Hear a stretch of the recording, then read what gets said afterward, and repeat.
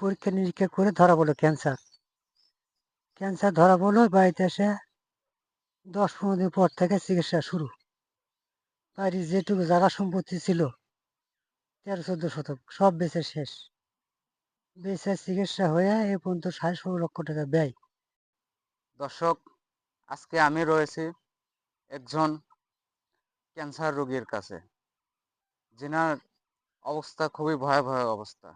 আজকে আমি রয়েছি বগুড়া জেলার নন্দীগ্রাম উপজেলার 4 নম্বর থালতা মাঝগাঁও ইউনিয়নে দারাপুর গ্রামে মণ্ডলপাড়ায়।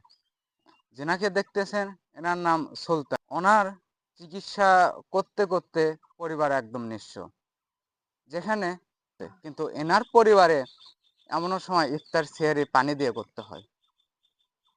তো এনাকে চিকিৎসা করতে করতে পরিবার একদম নিঃস্ব, যাকে বলে ভূমিহান।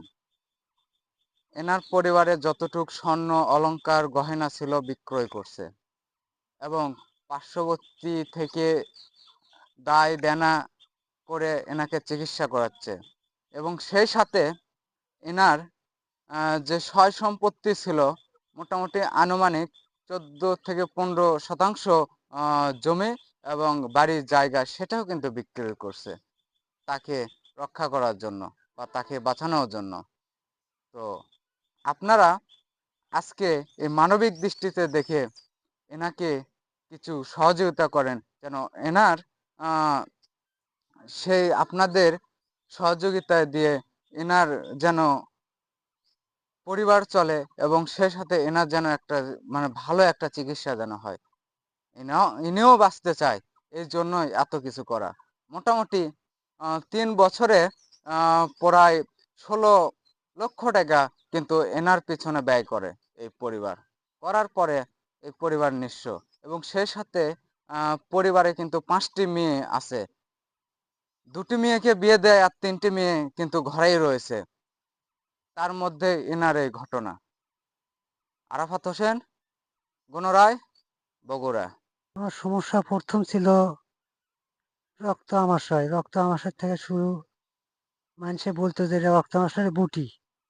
বুটির ওষুধ খাই গোপনে 14,000 টাকার, কেউ জানে না। তারপরে হঠাৎ করে যায় ওই আপনার পরীক্ষা নিরীক্ষা করে ধরা পড়লো ক্যান্সার। ক্যান্সার ধরা পড়লো, বাড়িতে এসে 10-15 দিন পর থেকে চিকিৎসা শুরু। বাড়ির যেটুকু জায়গা সম্পত্তি ছিল 13-14 শতক সব বেচে শেষ।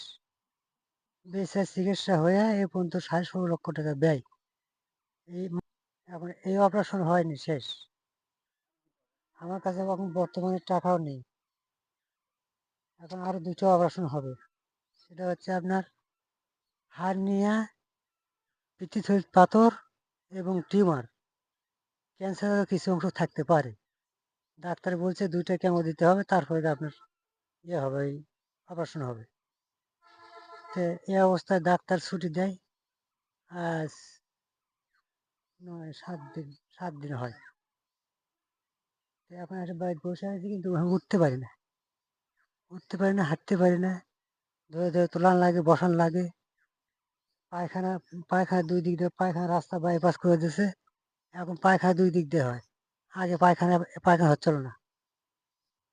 এই পায়খানা রাস্তা